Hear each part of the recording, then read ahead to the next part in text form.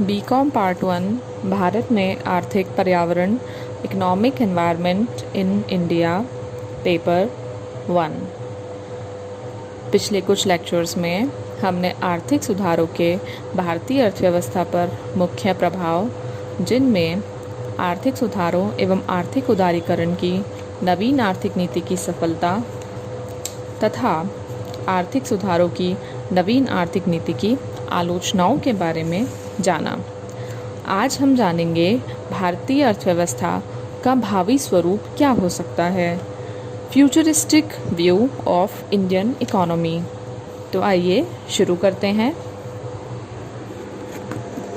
आज विश्व के सभी समृद्ध एवं विकसित राष्ट्र अपने आर्थिक लाभ के लिए सभी विकासशील देशों पर आर्थिक सुधारों एवं उदारीकरण के नाम से वैश्वीकरण का निरंतर दबाव डाल रहे हैं। वे इन विकासशील देशों को अंतर्राष्ट्रीय बाजारों में मुक्त व्यापार, मुक्त वित्तीय व्यवस्था और मुक्त संचार प्रवाह के प्रलोभनों के द्वारा उनकी उच्च विकास दर से आर्थिक समृद्धि एवं मानव कल्याण में वृद्धि का स्वप्न संजो रहे हैं। किंतु अशिक्षा, बेरोजगारी, भूखमरी, कुपोषण, विस्फोटक जनसंख्या वृद्धि, निम्न बचत एवं पूंजी निर्माण दर तथा भ्रष्टाचार जैसी समस्याओं में जूझ रहे भारत जैसे विकासशील राष्ट्रों एवं आर्थिक दृष्टि से पिछड़े देशों को वैश्वीकरण लाभप्रद होगा, यह संदेह के घेरे में ही है। इन आर्थिक सुधारों और भावी विकास योजनाओं के परिप्रेक्ष्य में भारतीय अर्थव्यवस्था का भावी स्वरूप निम्नलिखित विवरण से उजागर होता है। बदलते अंतर्राष्ट्रीय आर्थिक परिवेश और भारतीय अर्थव्यवस्था में होने वाले आर्थिक विकास एवं सुधारों के परिप्रेक्ष्य में भारतीय अर्थव्यवस्था के भावी स्वरूप की कल्पना निम्नांकित विवरण में उजागर होती है। अर्थव्यवस्था में निजी क्षेत्र की बढ़ती भूमिका।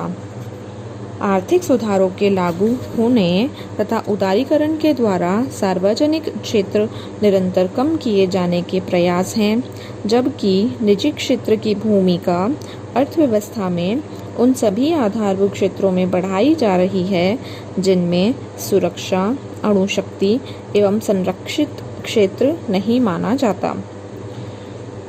बहुराष्ट्रीय कंपनियों और अंतर्राष्ट्रीय वित्त संस्थाओं का बढ़ता वर्चस्व।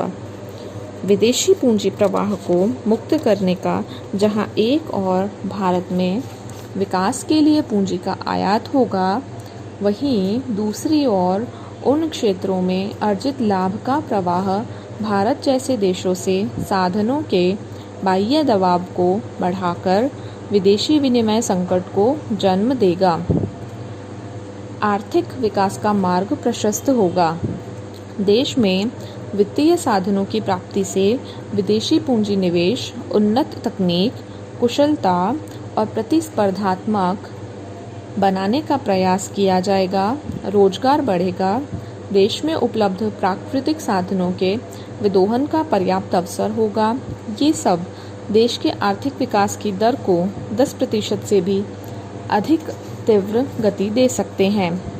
2006-07 में विकास दर 9.7% से अधिक पहुंच गई। 2008-09 में घटकर 6.7% रह गई। किंतु मंदी का दौर कम होने से 2010-11 में विकास दर 8.2% तथा 15-16 में बढ़कर 7.6% रहने के अनुमान किए गए। औद्योगिकीकरण को बढ़ावा। देश में तीव्र औद्योगिकीकरण का मार्ग प्रशस्त होगा। उद्योगों में उच्च प्रौद्योगिकी, कुशलता में वृद्धि तथा कम लागत पर उत्पादन से उत्पादनों को प्रतिस्पर्धात्मक बनाने का प्रयास निरंतर तेज होता जाएगा। उद्योगों में विविधीकरण तो होगा ही साथ में बड़े बड़े उद्योगों की स्थापना की प्रवृत्ति प्रबल होगी, जिसमें देश के बड़े औद्योगिक समूह बहुराष्ट्रीय कंपनियों के सहयोग से और बड़े होंगे। 2006-07 में औद्योगिक विकास दर 10.8% थी, जबकि 2007-8 में 15.5%, 2008-9 में मंदी से घटकर 2.5% रहने के अनुमान किए गए, 10-11 में बढ़कर 8.2%, 12-13 में घटकर 1.1% रहने के अनुमान थे, जबकि 2014-15 में 2.8% रहने के अनुमान रहे, 15-16 में बढ़कर 3% एक होने के अनुमान किए गए। कृषि उत्पादन में विविधीकरण एवं उत्पादन वृद्धि की प्रवृत्ति प्रबल होगी। परंपरागत फसलों के स्थान पर व्यापारिक वस्तुओं का उत्पादन बढ़ेगा। कृषि में परंपरागत दृष्टिकोण के स्थान पर पूर्णतः व्यापारिक दृष्टिकोण की प्रवृत्ति जोर पकड़ेगी। कृषि क्षेत्र में भी उत्पादन की उच्च प्रौद्योगिकी का प्रयोग कृषि में निवेश को बढ़ाने में सहायक होगा। विदेशी व्यापार में वृद्धि। इसके लिए जहां एक और मुक्त व्यापार से आयात और निर्यात की बाधाओं का अंत हुआ है, वहीं दूसरी ओर आयात और निर्यात दोनों में वृद्धि का रुख है, किंतु भारत में आयातों का आधिक्य विदेशी व्यापार में असंतुलन का कारण बनेगा और अंततः विदेशी विनिमय संकट को जन्म देगा। 2013-14 में विदेशी व्यापार में निर्यात 314.4 अरब डॉलर था तथा आयात 450.2 अरब डॉलर होने के अनुमान रहे, जिससे व्यापारिक घाटा 135.8 अरब डॉलर हो गया। विदेशी ऋणों का बढ़ता भार। भारत अभी भी विदेशी ऋणों के भार से काफ़ी दबा हुआ है और पुनर्भुगतान तथा ब्याज भुगतान का भार अभी भी असहाय बन गया है। अगर यही क्रम जारी रहा तो भारत के सामने भी मैक्सिको जैसी स्थिति आ सकती है। सितंबर 2015 को भारत पर 483.15 अरब डॉलर का ऋण बकाया था। जनसंख्या वृद्धि दर कम होगी। यद्यपि अभी भी भारत में जनसंख्या की विस्फोटक स्थिति बनी हुई है, पर भावी पीढ़ी जनसंख्या पर प्रभावी नियंत्रण के प्रति जागरूक है। सभी वर्गों में परिवार नियोजन की प्रवृत्ति प्रबल होती जा रही है। बढ़ती महंगाई ने उसे और बाध्यता में बदला है। भविष्य में जनसंख्या में वृद्धि फिर घटेगी, क्योंकि लोग बच्चों के स्थान पर पारिवारिक समृद्धि पर अधिक ध्यान देने लगेंगे। देश की आधारभूत संरचना मजबूत होगी। देश में विद्युत शक्ति तथा ऊर्जा साधनों के तीव्र विकास के साथ साथ सड़कों एवं परिवहन साधनों के तीव्र विकास पर बढ़ता जोर भारत में आर्थिक विकास के लिए सुदृढ़ आधार तैयार करेगा। निजी क्षेत्र के बढ़ते निवेश तथा बहुराष्ट्रीय कंपनियों का सहयोग उसमें लाभप्रद सिद्ध होगा। रोजगार बढ़ने पर भी बेरोजगारी बढ़ने की प्रवृत्ति रहेगी।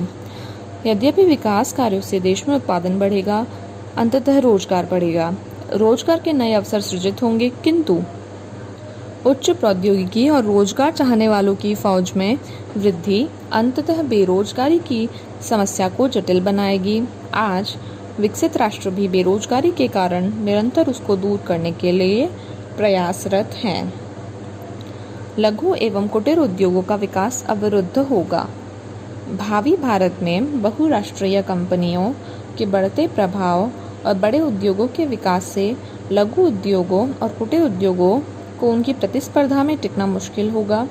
अभी पिछले 2 वर्षों में ही उनकी स्थिति दयनीय बनी है, जबकि सरकार उनको अभी भी काफ़ी संरक्षण प्रदान कर रही है। उपभोक्तावाद में उत्तरोत्तर वृद्धि का रुख रहेगा। पाश्चात्य विकसित राष्ट्रों की नकल और लोगों में निरंतर अधिकाधिक वस्तुओं के उपभोग की बढ़ती आकांक्षा से भारत में उपभोक्तावाद निरंतर बढ़ता जाएगा। बहुराष्ट्रीय कंपनियों और भारतीय उत्पादकों के विज्ञापनों के माध्यम से उपभोक्ताओं को अधिकाधिक ठगा जाने की प्रवृत्ति प्रबल होगी। महंगाई बढ़ेगी।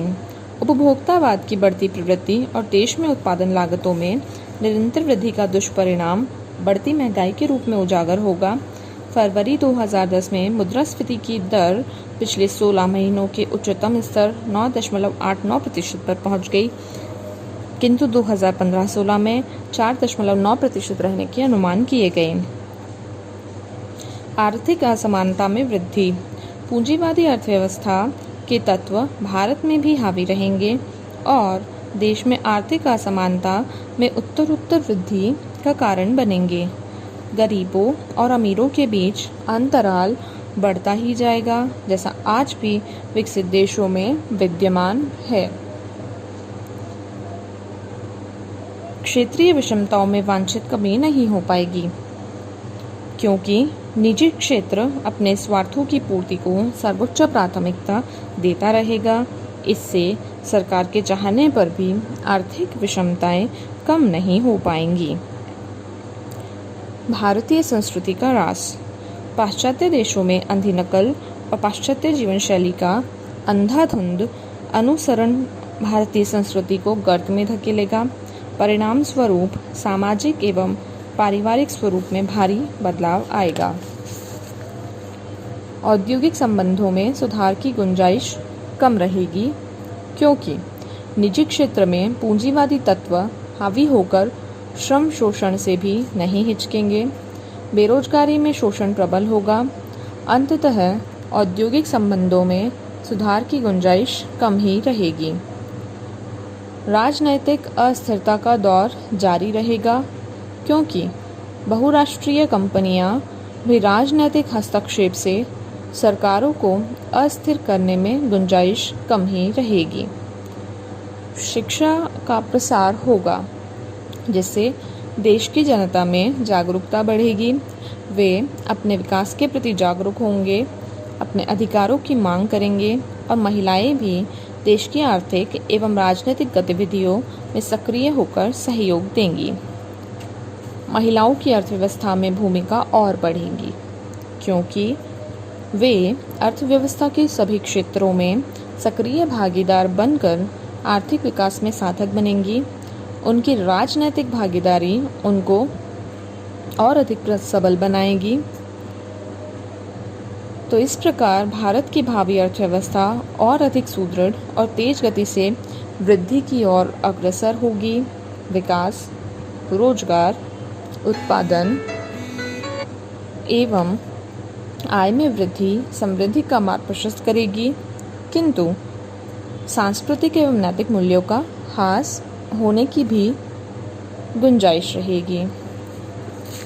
तो इस प्रकार आज के लेक्चर में हमने देखा कि भारतीय अर्थव्यवस्था का भावी स्वरूप क्या हो सकता है।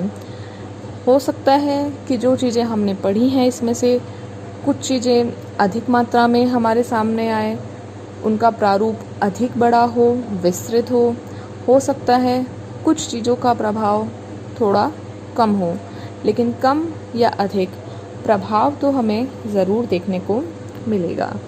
तो आज के लेक्चर में इतना ही, बाकी बातें हम नेक्स्ट लेक्चर में करेंगे।